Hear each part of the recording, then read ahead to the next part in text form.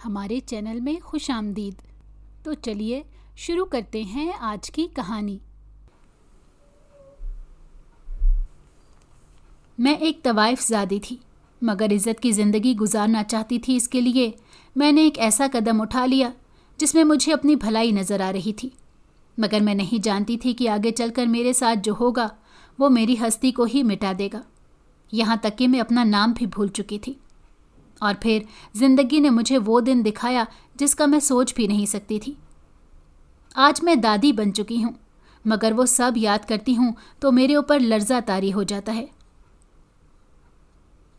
میرا نام سمیرہ تھا اور میں اپنے وقت کی مشہور ہیرا بائی کے کوٹھے پر رہنے والی ایک طوائف کی بیٹی تھی۔ میری اماں ہیرا بائی کی بیٹی تھی، لیکن میری طرح اماں کو بھی نہیں معلوم تھا کہ اس کا باپ کون ہے۔ میری اماں اپنے وقت میں بڑی خوبصورت اور نامور طوائف تھی۔ اماں کا ناچ اور گانا بڑا مشہور تھا۔ اماں بتاتی تھی کہ دوسرے شہروں سے بھی لوگ خاص طور پر اماں کا گانا سننے کوٹھے پر آیا کرتے تھے۔ اماں بھی اپنی ادائیں دکھا کر بڑے بڑے نوابزادوں اور رئیسوں کو اپنے جال میں پھنسا لیتی، پھر وہ کہیں اور جانے کا سوچتے بھی نہیں تھے۔ لیکن جب میں پیدا ہونے والی ہوئی تو اماں کی سوچ نے ایک نیا رخ اختیار کیا، اور پھر جب میں پہلی مرتبہ اماں کی گود میں گئی تو اس کے اندر ایک نیا احساس پیدا ہوا۔ وہ اپنی بیٹی کو اپنی طرح طوائف نہیں بنانا چاہتی تھی، لیکن یہ بھی جانتی تھی کہ یہاں پیدا ہونے والی ہر لڑکی کا نصیب یہی ہے۔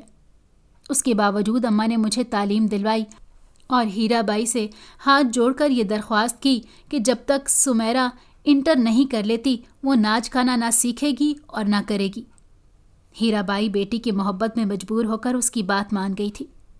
اس طرح میری اماں نے مجھے میرا انٹر مکمل ہونے تک اس ماحول میں رہتے ہوئے بھی ہر چیز سے دور رکھا۔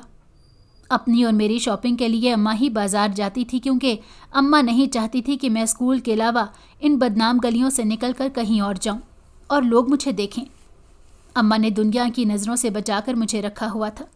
میں بھی اماں کی طرح بہت خوبصورت تھی۔ میری نانی ہیرا بائی تو یہی چاہتی تھی کہ میں اماں کے بعد اس کی جگہ سنبھالوں، لیکن اماں نے ان کی ایک نہیں چلنے دی۔ جب میں میٹرک کر چکی تو نانی نے مجھے آگے پڑھنے سے منع کر دیا۔ اماں نے ان کو ان کا وعدہ یاد دلایا تو نانی نے پرائیویٹ امتحان دینے کی اجازت دی اور کہنے لگیں کہ اب بھی اگر سمیرہ باہر آتی جاتی رہی تو بہت مشکل ہے کہ لوگ اسے بخش دیں، اس لیے اس کی بہتری اسی میں ہے کہ یہ گھر کے اندر رہ کر ہی اپنے امتحان کی تیاری کرے۔ اماں کو یہ بات سمجھ آ گئی، کیونکہ یہاں تو ہر وقت کسی کا آنا جانا لگا رہتا تھا اور ہر کسی کی ایک ہی خواہش ہوتی تھی کہ نوجوان کنواری لڑکی ان کے سامنے پیش کی جائے۔ اس لیے اماں نے مجھے پرائیویٹ داخلہ دلوا دیا۔ میں اپنے کمرے میں رہ کر ہی اپنے پیپرز کی تیاری کرنے لگی۔ ایسے ہی وقت گزرتا گیا اور میرا انٹر مکمل ہو گیا۔ اس کے بعد نانی نے اور کوٹھے پر موجود باقی سب نے ایک ہی بات پکڑ لی کہ سمیرہ کو بھی اب کام پر بٹھایا جائے، آخر وہ کب تک اسی طرح بیٹھی رہے گی۔ لیکن میری ماں نہیں چاہتی تھی کہ میں اس کی طرح یہ کام کروں، اس لیے ایک رات اماں نے مجھے کہا کہ اگر تمہیں زندگی سے دور جانا چاہتی ہو اور عزت کی زندگی گزارنا چاہتی ہو تو تم میری ایک بات مان لو۔ میں اماں کو غور سے دیکھنے لگی اور میں نے کہا کہ آپ بتائیں اس کے لیے مجھے کیا کرنا پڑے گا، کیونکہ میں یہ سب نہیں کرنا چاہتی۔ تو اماں کہنے لگیں کہ میں نے کسی سے بات کی ہے، اس نے مجھے ایک رشتہ بھی بتایا ہے جو سارا کچھ جاننے کے باوجود تم سے شادی کرنے کو تیار ہیں، لیکن یہاں رہتے ہوئے تمہاری شادی اس کے ساتھ نہیں ہو سکتی، اس لیے تمہیں یہاں سے بھاگنا ہوگا۔ میں حیران ہو گئی کہ اماں یہ کیا کہہ رہی ہیں۔ میں نے اماں سے کہا کہ میں بھاگ کر کہاں جاؤں گی، کیا کروں گی؟ تو اماں کہنے لگیں کہ میں نے سارا انتظام کر لیا ہے، ساری بات چیت طے ہو گئی، تمہیں صرف یہاں سے نکل کر جانا ہوگا اور جس سے میں کہوں گی اس سے جا کر مل لینا، وہ تمہارا نکاح 1-2 دن میں ہی زاہد کے ساتھ کروا دے گا۔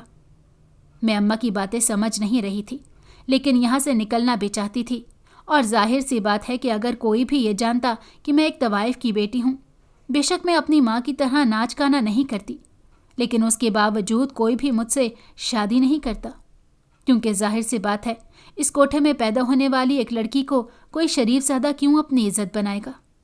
اس لیے میں نے اماں کی بات مان لی۔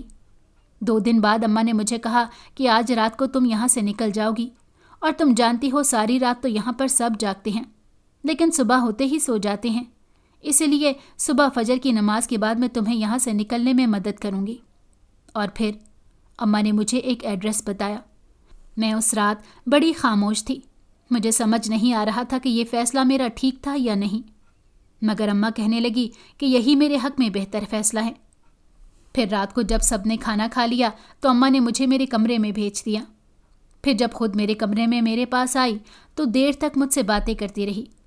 اماں نے کہا کہ تم یہاں سے نکل تو رہی ہو، لیکن یہ بات یاد رکھنا کہ زندگی میں چاہے کچھ بھی ہو جائے تم واپس یہاں پہ نہیں آؤ گی، کیونکہ تم جب بھی آئی تو تمہیں یہاں پر یہی کام کرنا پڑے گا۔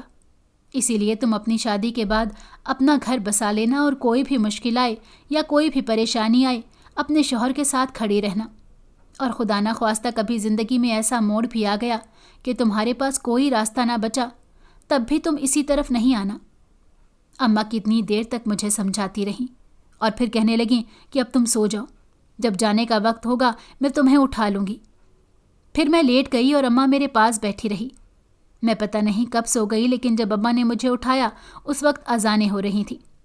اماں نے میرا چھوٹا سا ایک بیگ تیار کر رکھا تھا جس میں میرے سامنے کچھ پیسے اور زیورات رکھ دیے۔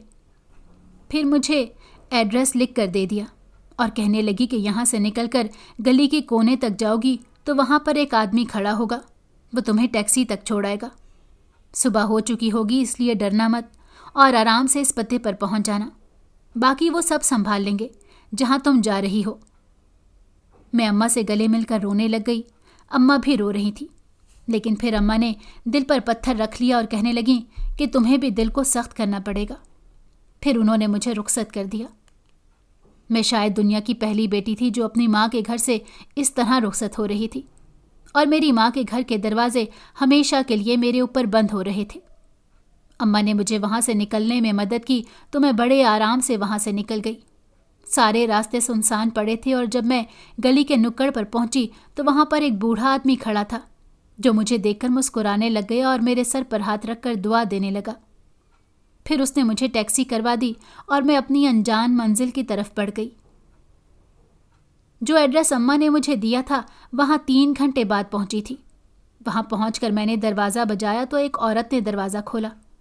مجھے دیکھ کر وہ پوچھنے لگی کہ تم کون ہو؟ میں نے کہا میرا نام سمیرہ ہے، تو اس نے مجھے اندر آنے کو کہا۔ جب میں اندر گئی تو وہاں ایک آدمی بھی موجود تھا۔ مجھے دیکھ کر وہ کھڑا ہو گیا اور کہنے لگا کہ تم سمیرہ ہو؟ میں نے اسے اسبات میں سر ہلا دیا۔ وہ دونوں میاں بیوی تھے اور وہ گھر انہی کا تھا۔ مجھے بعد میں پتہ چلا تھا کہ بازار میں جس دکان سے اماں سامان لیتی تھیں یہ آدمی اس دکان میں کام کرتا تھا، اور وہیں پر اس کی اماں سے بات چیت ہوئی تھی۔ پھر اماں نے جب میرے سلسلے میں بات کی تو اس نے ہی زاہد کا رشتہ میرے لیے بتایا تھا۔ زاہد اس بندے کا جاننے والا تھا اور اس کی طرح ہی کسی دکان میں کام کرتا تھا۔ ان دونوں میاں بیوی نے مجھے ناشتہ کروایا اور اس کے بعد وہ مجھے اپنی بیوی کے پاس بٹھا کر خود زاہد اور مولوی صاحب کو لینے چلا گیا۔ 1 گھنٹے بعد وہ لوگ آ گئے اور میرا نکاح زاہد سے ہو گیا۔ زاہد مجھ سے عمر میں بڑا تھا، لیکن میرے لیے اتنا بھی بہت تھا کہ میں کسی کے نکاح میں آ چکی تھی۔ نکاح کے بعد میں زاہد کے ساتھ اس کے گھر چلی گئی۔ وہ اپنے گھر میں اکیلا رہتا تھا۔ چھوٹا سا ایک کمرے کا گھر تھا، اسی میں تھوڑا بہت سامان رکھا ہوا تھا، اس میں رہنے کی جگہ بنا رکھی تھی۔ گھر میں چھوٹا سا کچن اور صحن بھی تھا، لیکن یہ شکر تھا کہ زاہد کا گھر اپنا تھا۔ پھر زاہد نے مجھے بتایا کہ جب حبیب بھائی نے مجھے ساری صورتحال بتائی تو میں تمہاری اماں کی مدد کرنے کو تیار ہو گیا۔ میری پہلے بھی ایک شادی ہوئی تھی، لیکن میری بیوی بچے کی پیدائش کے وقت دنیا سے رخصت ہو گئی اور بچہ بھی مرا ہوا پیدا ہوا تھا۔ ان کو دنیا سے گئے 5 سال گزر چکی ہیں۔ اس کے بعد میں نے دوبارہ شادی ہی نہیں کی، اور اب تم میری زندگی میں آئی ہو تو میں خود کو خوش نصیب سمجھتا ہوں اور امید کرتا ہوں کہ تم ایک اچھی بیوی ثابت ہوگی۔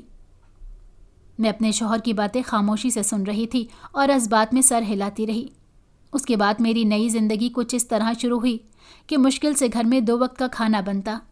کوئی شوق پورا کرنا تو دور کی بات تھی، یہاں تو ضرورتیں بھی پوری نہیں ہوتی تھیں۔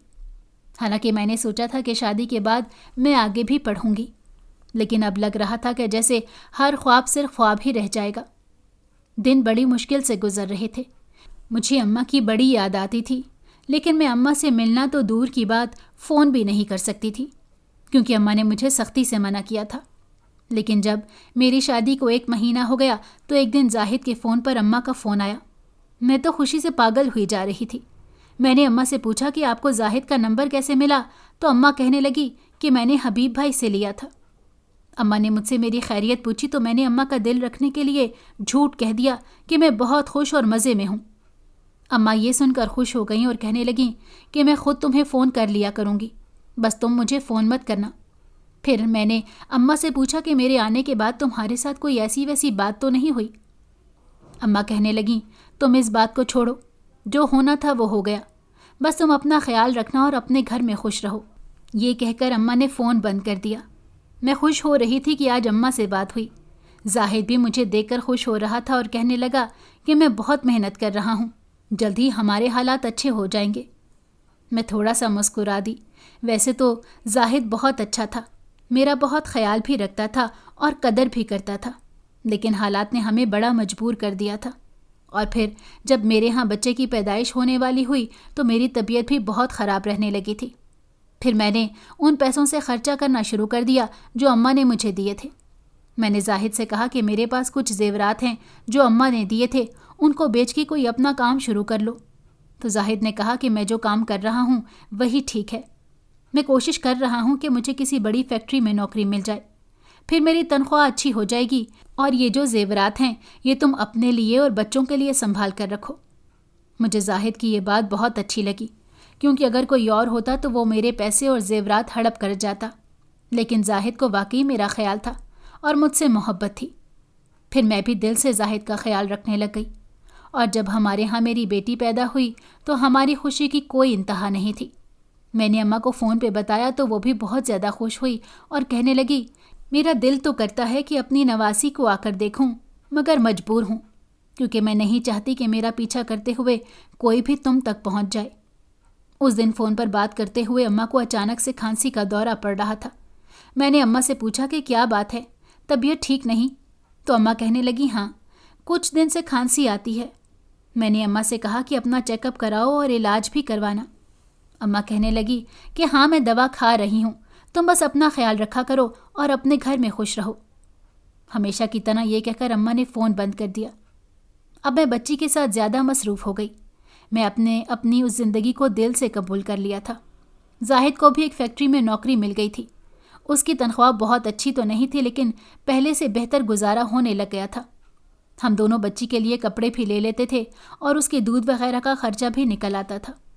پھر میں نے زاہد سے بات کی کہ میں کسی اسکول میں نوکری کر لیتی ہوں، تو زاہد کہنے لگا کہ یہاں پر بڑے بڑے اسکول ہیں اور زیادہ پڑھی لکھی ٹیچر کو ہی نوکری ملتی ہے، تم تو صرف انٹر کر رکھا ہے، وہ بھی پرائیویٹ، تم ٹرائی کر کے دیکھ لو، اگر تمہیں نوکری ملتی ہے تو ضرور کرو، لیکن میں تو نہیں چاہتا، کیونکہ اس طرح تم گھر اور نوکری کی ذمہ داریوں میں بہت تھک جاؤ گی۔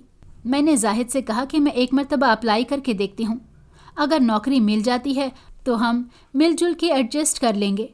پھر جو قریب اسکول تھے میں وہاں پر اپنے کاغذات جمع کروا کے آ گئی، لیکن 2 مہینے گزر جانے کے باوجود بھی مجھے کوئی کال نہیں آئی۔ تو میں سمجھ گئی کہ میری تعلیمی قابلیت اتنی نہیں ہے کہ مجھے اتنے بڑے اسکولوں میں جاب مل سکے۔ میں نے 2-3 چھوٹے اسکولوں میں بھی نوکری کی کوشش کی، لیکن چند ہزار روپے مجھے تنخواہ کے نام پر آفر ہوئے۔ پھر میں نے سوچا کہ اپنی بچی کو بھی مشکل میں ڈالوں گی اور گھر سے بھی باہر رہوں گی، اس سے اچھا ہے گھر میں ہی کوئی کام نہ کر لوں۔ لیکن اس سے پہلے کہ میں کوئی کام شروع کرتی، میں دوسری دفعہ امید سے ہو گئی۔ میری بیٹی 1.5 سال کی تھی اور اب دوسرے بچے کی پیدائش کا وقت بھی قریب آ رہا تھا۔ میں پہلے سے کمزور ہوتی جا رہی تھی، لیکن زاہد جتنا ممکن ہو سکتا تھا میرا خیال رکھتا تھا۔ اور پھر جب ہمارے ہاں دوسری بیٹی پیدا ہوئی تو مجھے ایک بری خبر ملی، میری اماں کا انتقال ہو گیا تھا۔ مجھے تو پتہ ہی نہیں چلا۔ اماں کو ٹی بی تھا اور ٹھیک سے علاج نہ ہونے کی وجہ سے وہ اس دنیا سے چلی گئی۔ اماں کے جانے کے بعد تو جیسے میں اکیلی رہ گئی تھی۔ اب کوئی بھی فون کر کے نہ میرا حال پوچھتا تھا اور نہ مجھے اپنا خیال رکھنے کا کہتا تھا۔ صرف ایک زاہد ہی تھا جو دنیا میں میرا سہارا تھا اور میری بیٹیوں میں میری جان بستی تھی۔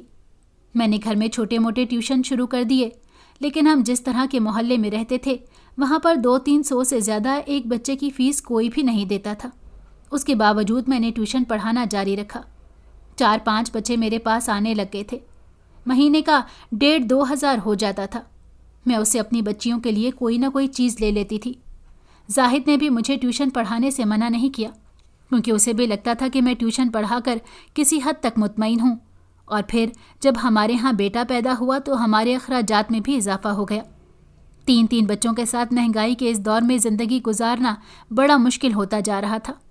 زاہد نے اوور ٹائم شروع کر دیا، اور جب میری بڑی بیٹی 8 سال کی تھی اور چھوٹا بیٹا 4 سال کا تھا، اس وقت زاہد کی طبیعت اچانک بہت خراب ہوئی کہ اس سے کام بھی نہیں ہو پاتا تھا۔ میں نے زاہد کا چیک اپ سرکاری اسپتال میں کروایا تو ڈاکٹر نے کچھ رپورٹس کروائیں، اور جب رپورٹس آئیں تو میرے پیروں تلے سے زمین نکل گئی۔ زاہد کو کینسر تھا، جو اندر ہی اندر اپنی جڑیں مضبوط کر چکا تھا۔ یہ سن کر زاہد کو ہماری فکر لگ گئی کہ اگر اسے کچھ ہو گیا تو ہمارا کیا ہوگا۔ میں نے زاہد کا علاج کروانے کی ہر ممکن کوشش کی، اور جتنا ہو سکتا تھا میں جگہ جگہ پھرتی رہی۔ چھوٹے چھوٹے بچوں کے ساتھ اور بیمار شوہر کی ذمہ داری نے مجھے ہلکان کر دیا تھا۔ اور پھر جب میری بیٹی 9 سال کی ہو گئی تو زاہد اس دنیا سے چلا گیا۔ اس کا جانا تو واقعی ہمارے لیے ایسے تھا جیسے کسی نے ہمارے سروں سے چھت چھین لی ہو۔ زاہد کی موت کے بعد میں نے عدت بھی پوری نہیں کی اور ایک اسکول میں نوکری شروع کر دی۔ میرے بچے تو سرکاری اسکول میں پڑھتے تھے۔ چھوٹے بیٹے کا مسئلہ تھا، اسی لیے میں اپنے ساتھ اس کو لے جاتی، لیکن پھر پرنسپل نے مجھے صاف کہہ دیا کہ ٹیچرز یہاں اپنے بچے نہیں لا سکتی۔ میں نے انہیں اپنی مجبوری بتائی، لیکن انہیں میری مجبوریوں سے کیا لینا دینا تھا۔ وہ کہنے لگیں کہ میں خود مجبور ہوں، لیکن میں اپنے بچے کو کہاں چھوڑتی؟ میرا تو دنیا میں کوئی نہیں تھا، اور محلے والوں کے ساتھ آنا جانا اتنا نہیں تھا کہ اپنا بچہ کسی کے گھر چھوڑ کے میں نوکری کرتی۔ میں نے مجبور ہو کے وہ نوکری چھوڑ دی اور کسی ایسی نوکری کی تلاش میں لگ گئی جہاں میں اپنے بچے کو بھی ساتھ رکھ سکتی تھی۔ ویسے تو وہ 4 سال کا ہو گیا تھا، لیکن میں ابھی اسے اسکول میں داخل نہیں کروانا چاہتی تھی، کیونکہ میں پہلے ہی 2 بچوں کے اسکول کے اخراجات بڑی مشکل سے پورے کر رہی تھی، اور پھر مجھے کوئی دوسری نوکری نہیں ملی، تو جو آخری ایک سیٹ میرے پاس بچا تھا وہ بھی میں نے بیچ دیا۔ میرا باقی کا سارا زیور تو زاہد کے علاج میں ختم ہو گیا تھا۔ آخری سونے کا سیٹ بیچ کر جو رقم ملی اس سے میں نے گھر کا گزارا کرنے لگی، لیکن گھر میں فالتو بیٹھے ہوئے آخر پیسے کتنے دن چل سکتے تھے؟ چند مہینوں میں وہ پیسے ختم ہو گئے، اور پھر ایک دن ایسے ہوا کہ گھر میں کھانے کو کچھ بھی نہیں تھا۔ میں نے جا کر پڑوسیوں کا دروازہ بجایا اور ان سے کچھ کھانے کو مانگا تو انہوں نے رات کا بچا ہوا سالن اور 2 سوکھی روٹیاں مجھے پکڑا دیں۔ یہ دیکھ کر مجھے اتنا رونا آیا۔ میں نے اپنے بچوں کو وہی روٹی کھلائی۔ پھر میری دونوں بچیوں نے اسکول جانا بھی چھوڑ دیا۔ ایک رات میرے بیٹے کو بہت بخار تھا۔ صبح ہوتے ہی میں اسے اسپتال لے کر گئی تو ڈاکٹر نے اس کی دوائی لکھ کر پرچہ میرے ہاتھ میں تھما دیا اور کہنے لگا کہ یہاں پر دوائیاں ختم ہو چکی ہیں۔ میں وہ نسخہ لے کے اسپتال سے باہر وہیں پر بیٹھ گئی، کیونکہ میرے پاس تو کھانے کے پیسے نہیں تھے، دوائی کہاں سے لیتی؟ مجھے بچے کے ساتھ وہاں بیٹھے دیکھ کر لوگ مجھے پیسے دینے لگے۔ میں نے اس وقت برقع پہنا ہوا تھا اور نقاب بھی کیا ہوا تھا۔ میں روتی رہی اور پیسے لیتی رہی۔ جب اتنے پیسے ہو گئے کہ میں اپنے بچے کی دوا بھی خرید سکتی تھی اور ان کے لیے کھانا بھی لے کر جا سکتی تھی تو میں اٹھ کر گھر چلی گئی۔ جا کر منّے کو کھانا کھلایا اور دوائی دی، اپنی بیٹیوں کو بھی کھانا کھلایا اور تھوڑا خود بھی کھایا، تو مجھے کچھ ہوش آیا۔ اس کے بعد میں روزانہ دونوں چھوٹے بچوں کو بڑی بیٹی کے پاس چھوڑ کر گھر کے دروازے پر تالا ڈال کے خود برقعے میں جا کے ہاسپٹل یا مسجد کے باہر بیٹھ جاتی۔ لوگ اپنا صدقہ خیرات میرے ہاتھ میں دے دیتے اور کبھی کبھی کھانا بھی مل جاتا۔ پھر میں نے ایسے ہی بازاروں میں مانگنا شروع کر دیا۔ مجھے روز اتنے پیسے مل جاتے تھے کہ میرے بچوں کا کھانا آرام سے آ جاتا تھا۔ ایک دن ایسے ہی میں بازار میں بھیک مانگ رہی تھی کہ میں نے دیکھا ایک 16-17 سال کی لڑکی کا ایکسیڈنٹ ہو گیا تھا۔ وہ سڑک پار کر رہی تھی، اسے گاڑی نے ٹکر مار دی اور وہ لڑکی وہیں پر گر گئی۔ سب لوگ وہاں جمع تھے لیکن کوئی بھی اسے اٹھا نہیں رہا تھا۔ اس لڑکی کے سر سے خون نکل رہا تھا۔ میں اسے اٹھا کر رکشے میں بٹھا کر ہاسپٹل لے کر چلی گئی۔ وہ لڑکی کسی اچھے گھر کی لگتی تھی، لیکن مجھے سمجھ نہیں آ رہی تھی کہ وہ سڑک پر اکیلی کیا کر رہی تھی۔ اس دن بازار میں بھیک مانگتے ہوئے مجھے اچھے پیسے جمع ہو گئے تھے اور میں سوچ رہی تھی کہ آج اپنے بچوں کو کچھ اچھی چیز پکا کر کھلاؤں گی، لیکن وہ پیسے اس لڑکی کی دوا پر خرچ ہو گئے۔ میں نے یہ سوچ لیا کہ اسی میں اللہ کی رضا تھی۔ جب اس لڑکی کو ہوش آ گیا تو میں نے اس سے کہا کہ آپ اپنے گھر والوں کو فون کر دیں، وہ آ کر آپ کو یہاں سے لے جائیں۔ تو وہ لڑکی مجھ سے میرا ایڈریس پوچھنے لگی۔ اس نے اتنی اپنائیت سے پوچھا تھا کہ میں نے اسے اپنا ایڈریس بتا دیا اور کہا کہ میرے بچے چھوٹے چھوٹے ہیں، وہ گھر میں اکیلے ہیں، मैं मज़ीद यहाँ नहीं रुक सकती। फिर उसके बाद मैं अपने घर चली गई और जब घर गई तो एक क़यामत मेरी मुंतज़िर थी। मैंने जैसे ही घर का दरवाज़ा खोला, मेरा छोटा बेटा खून में लथपथ वहाँ सहन में गिरा हुआ था और उसकी दोनों बहनें पास बैठी रो रही थीं। मेरे पैरों तले से ज़मीन निकल गई। मैंने पूछा इससे क्या हुआ है, तो मेरी बड़ी बेटी ने बताया कि ये खेलते हुए गिर गया, उसका सर फट गया था। मैं भागम भाग अपने बच्चे को लेकर घर से बाहर निकली तो अचानक एक कार वहाँ पर आकर रुकी और उसमें से वही लड़की बाहर निकली जिसे मैं हॉस्पिटल में छोड़कर आई थी। उसके साथ उसके माँ बाप भी थे। उन्होंने जब मुझे इस हाल में देखा तो फ़ौरन मेरे बेटे को और मुझे लेकर अस्पताल चले गए। जिस अस्पताल में वो गए थे वो बहुत बड़ा अस्पताल था। मैं परेशान हो रही थी कि वहाँ का खर्चा कैसे उठाऊंगी, लेकिन उस लड़की के वालिद ने मुझे हौसला दिया कि बहन, आप परेशान ना हो, हम आपके बेटे का इलाज करवाएंगे। उसके बाद शाम तक वो लोग भी मेरे पास वहीं पर रहे। मेरी दोनों बच्चियों को भी मैं जाकर हॉस्पिटल ले आई थी। बेगम साहिबा ने मुझसे मेरे बारे में पूछा तो मैंने उन्हें अपनी सारी कहानी सुना दी। वो कहने लगीं कि तुम परेशान ना हो और हमारे साथ चलो, हमारे घर में काम करके वहीं पर रहना और अपने बच्चों को भी स्कूल दाखिल करवा देना। मैं हैरान होकर उन्हें देख रही थी कि उनके शौहर बोले, बहन, उस दिन हमारी बेटी हमसे नाराज़ होकर घर से अकेले निकल गई थी और उसके साथ ये हादसा पेश आ गया। अगर आप उसकी मदद ना करती तो पता नहीं हम अपनी बेटी से मिलते या नहीं। इसीलिए ये आपका हम पर एहसान है, लेकिन हम आप पर कोई एहसान नहीं कर रहे। आप नौकरी करके अपने बच्चों को पालेंगी और फिर मेरा बेटा जब कुछ बेहतर हो गया तो हम तीनों माँ बेटा उनके साथ उनके घर चले गए। मेरा घर उन्होंने किराए पर दे दिया और उसका किराया मेरे बैंक अकाउंट में जमा करवाने लग गए। मैंने सारी ज़िंदगी उनके बंगले में काम किया और एक क्वार्टर में अपने बच्चों के साथ रहने लगी। मेरी दोनों बच्चियों ने अच्छी तालीम हासिल की और मैंने उनकी शादियां भी अच्छे घरों में कर दी। और मेरा बेटा तालीम मुकम्मल होने के बाद जब नौकरी पर लग गया तो उसने अपना घर ले लिया और मैं उसी के साथ रहने लग गई। लेकिन मैं बेगम साहिबा और साहब जी के एहसानात कभी नहीं भूल सकती। आज मेरे घर के आंगन में मेरे पोते पोतियां खेलते हैं, लेकिन मैं अपनी ज़िंदगी की उन सच्चाइयों को कभी नहीं भुला सकती जिनका सामना मैंने बड़ी मुश्किल से अकेले में किया था।